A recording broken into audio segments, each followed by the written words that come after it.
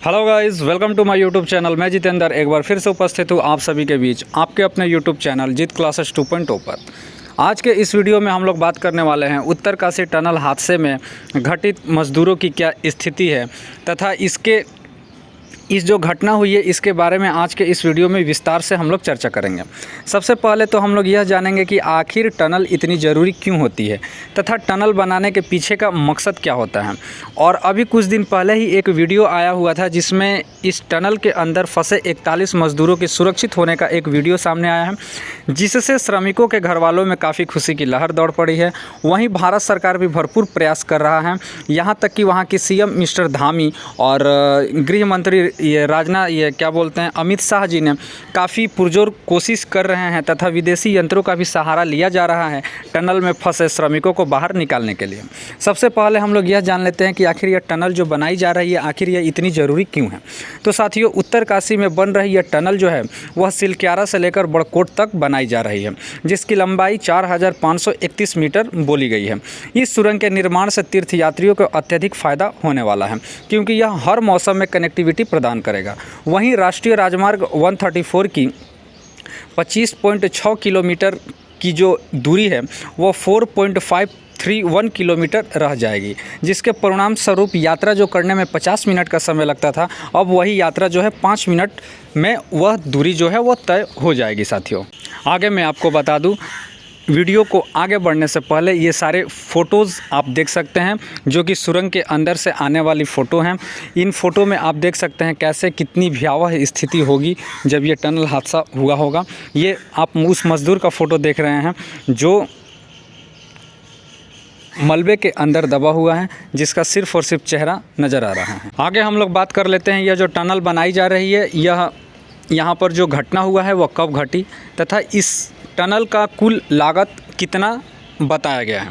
तो साथियों, जब पूरा देश 12 नवंबर को दिवाली का त्यौहार मना रहा था, उसी समय उत्तराखंड के उत्तरकाशी में 4 धाम प्रोजेक्ट के तहत ब्रह्मखाल यमुनोत्री राष्ट्रीय राजमार्ग पर सिलक्यारा से डंडाल गांव के बीच निर्माणाधीन सुरंग में अचानक से एक हादसा होता है। और यह हादसा इतना भयावह होता है कि समय पलक झपकते ही कई मजदूर वहां पर फंस जाते हैं तथा वह पूरा एरिया धुआं से भर जाता है। इसका एक चश्मदीद गवाह जिन्होंने अपने आंखों देखी हाल बताया है, उसके बारे में भी हम लोग आगे देखेंगे।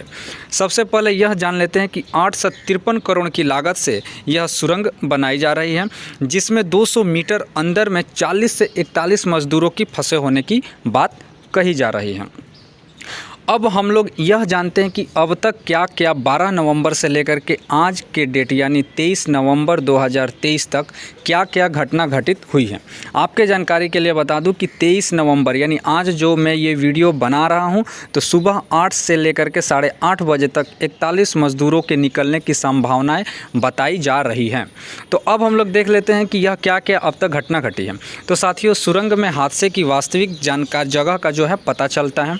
उसके बाद सुरंग में फंसे गए लोगों को सही पोजीशन का पता लगाया जाता है।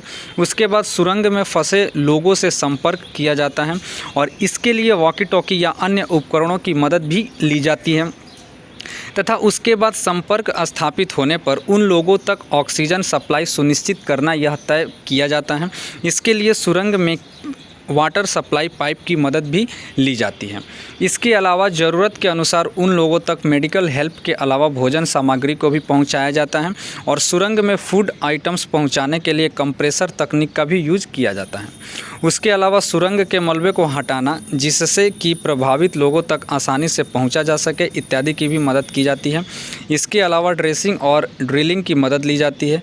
इसमें बड़ी ड्रिलिंग और खुदाई करने वाले मशीनों जैसे जेसीबी और पोकनेल मशीनों की भी मदद ली जाती है। इसके अलावा सुरंग में फंसे लोगों तक पहुंच बनाने के लिए एक समानांतर रास्ते की भी खुदाई की जाती है। यह जो मैं आपको बता रहा हूँ, यह 12 नवंबर से लेकर के 23 नवंबर तक जो पूरे एनडीआरएफ, एसडीआरएफ तमाम कई एजेंसियां लगी हुई है, उनके द्वारा किए गए कार्यों के बारे में आपको बता रहा हूं। उसके अलावा साथियों, मशीन ऑपरेटर ने कैसे बताया है कि आखिर यह हादसा जो है वह कैसे हुआ है, उनके आंखों से देखी हुई बातें जो वो एक चश्मदीद के रूप में सामने आए हैं, उन्होंने क्या कहा है उसके बारे में हम लोग देख लेते हैं। वो एक्चुअल में उड़ीसा राज्य के नंबर नवरंगपुर निवासी हैं, वह उनका नाम है साइमन बत्रा। उन मज़दूरों में से एक है जिन्होंने सिलक्यारा सुरंग हादसे में मौत को करीब से देखा है।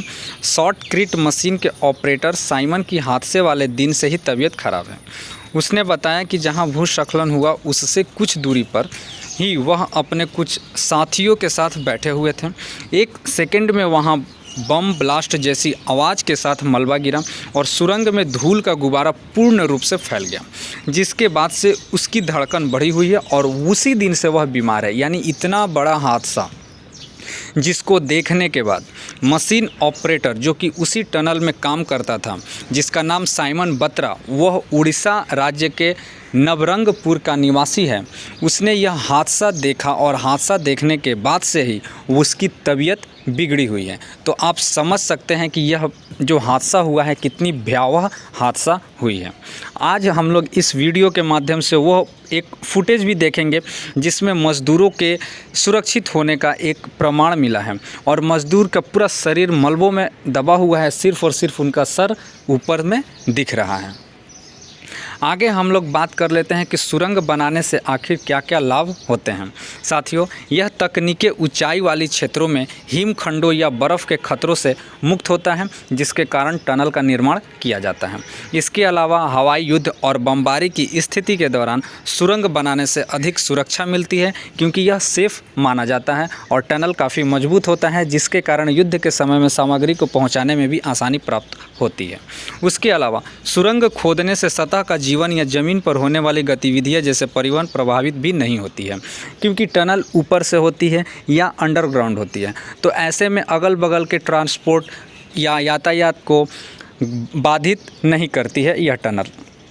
खास करके युद्ध के समय में इस टनल का इस्तेमाल काफ़ी आरामदायक होता है और कहीं ना कहीं पहाड़ी एरियाओं में, जहाँ पर जैसे कि उत्तराखंड, उत्तरकाशी, यह एक तीर्थ स्थलों में से एक माना जाता है। तो यह जो टनल बनाई जा रही है, सबसे ज़्यादा फ़ायदा तीर्थ यात्रियों को ही होने वाला है, क्योंकि तीर्थ यात्री अत्यधिक ठंडे में जब बर्फ़बारी होती है तो उस रास्ते से जाना उनके लिए काफ़ी दुखदाई होता है और काफ़ी परेशानी भरा होता है। लेकिन जब यह टनल बन जाएगा तो आसानी के साथ जो 25 किलोमीटर का रास्ता है, उसका जो दूरी है वो 4 किलोमीटर के दायरे में सिमट जाएगा और 50 मिनट जाने में जो रास्ता तय किया जाता था वो अब 5 मिनट में तय किया जा सकेगा इस टनल के द्वारा। तो साथियों, यह सभी बातें टनल के बनने से होने वाले लाभ के अंतर्गत ही आते हैं। इसके अलावा सुरंगों का उपयोग विभिन्न उद्देश्य के लिए भी किया जाता है, जैसे राजमार्गों, रेल मार्गों और शहर तीव्र पारगमन प्रणालियों के आवश्यक लिंक प्रदान करते हैं, क्योंकि टनल बनाने से एक रोड से दूसरे रोड में आसानी के साथ आप कनेक्ट हो सकते हैं। इसके अलावा शहरी जल आपूर्ति और वितरण, सीवेज संग्रहण और निपटान, पान बिजली उत्पादन, बाढ़ नियंत्रण और खनन के लिए व्यापक सुरंग बनाने की भी आवश्यकता होती है। ऐसे में टनल के लाभ के अंतर्गत ही ये सारी सुविधाएं आती हैं। इसके अलावा हम लोग बात कर लेते हैं कि सुरंग कितने प्रकार की होती है। तो साथियों, आमतौर पर सुरंग निर्माण के 3 बुनियादी प्रकार हैं, यानी 3 तरीक़ा से सुरंग बनाए जाते हैं, जिसमें पहला है कट एंड कवर सुरंगों का निर्माण, यानी उथली खाई में किया जाता है इस प्रकार के सुरंग का निर्माण और फिर उन्हें ढक दिया जाता है।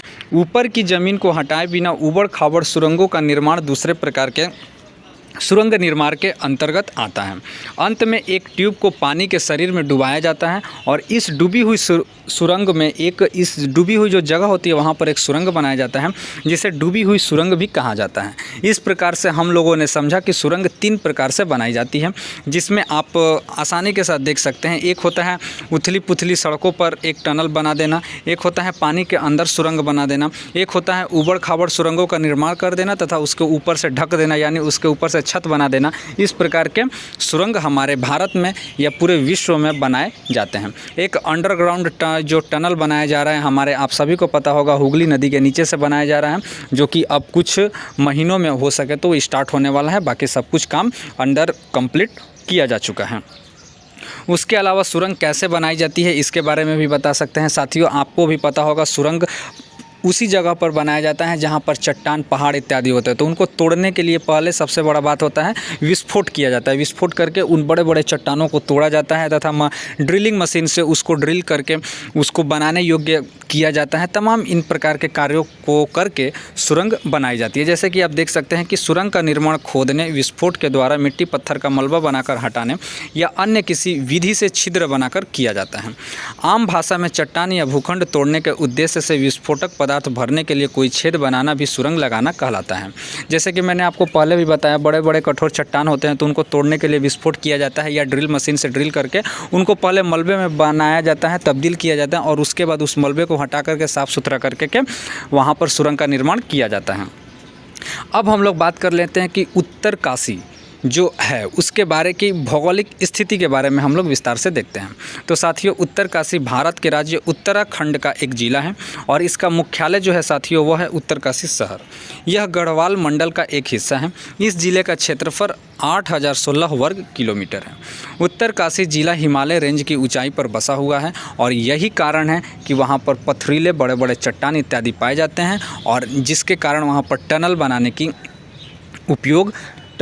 का काम किया जा रहा है। और इस ज़िले में गंगा और यमुना दोनों नदियों का उद्गम स्थल है। यहाँ पर हर साल हज़ारों तीर्थयात्री स्नान करने आते हैं। असल मायने में यह जो टनल बनाया जा रहा है साथियों, यह तीर्थयात्रियों के लिए ही बनाया जा रहा है, क्योंकि तीर्थयात्रियों को तीर्थ स्थल जाने में काफ़ी परेशानियों का सामना करना पड़ता था। लेकिन यह जब टनल बन जाएगा तो वो आसानी के साथ अपने तीर्थ यात्रा कर सकते हैं। इसके अलावा इस ज़िले के उत्तर और उत्तर पश्चिम में हिमाचल प्रदेश, उत्तर पूर्व में तिब्बत, पूर्व में चमोली जिला तथा दक्षिण पूर्व में रुद्रप्रयाग जिला इत्यादि स्थित हैं। दक्षिण में टिहरी गढ़वाल जिला और दक्षिण पश्चिम में देहरादून जिला पड़ता है। तो यह हम लोगों ने उत्तरकाशी के भौगोलिक स्थिति के बारे में भी आज के इस वीडियो में हम लोगों ने समझा। तो साथियों, आज के 23 नवंबर 2023 तक की एक अपडेट निकल करके सामने आ रही है, जिसमें बताया जा रहा है कि 41 मज़दूरों को 8, साढ़े 8 या 9 बजे तक निकालने की भरपूर कोशिश की जा रही है और उनको सही सलामत निकाल लिया भी जाएगा। वहाँ पर एम्बुलेंस तथा मेडिकल टीम उपलब्ध है, क्योंकि जाहिर सी बात है इतने दिनों से उनका बॉडी जो है मलबे में फंसा हुआ है, शरीर निकला हुआ है। तो निकलने के बाद उनके शरीर में कितनी फ्रैक्चर होती हैं, कितनी प्रॉब्लम्स होती है, वो निकलने के बाद ही पता चलेगा। खैर, जैसे ही कोई न्यू अपडेट आती है आपको इस चैनल के माध्यम से बताई जाएगी। अगर आपने हमारे इस चैनल को अब तक सब्सक्राइब नहीं किया तो प्लीज़ कर दे, ताकि आपको ऐसे ही वीडियो का नोटिफिकेशन प्राप्त होता है। जल्द ही मिलते हैं नेक्स्ट वीडियो में, तब तक के लिए धन्यवाद।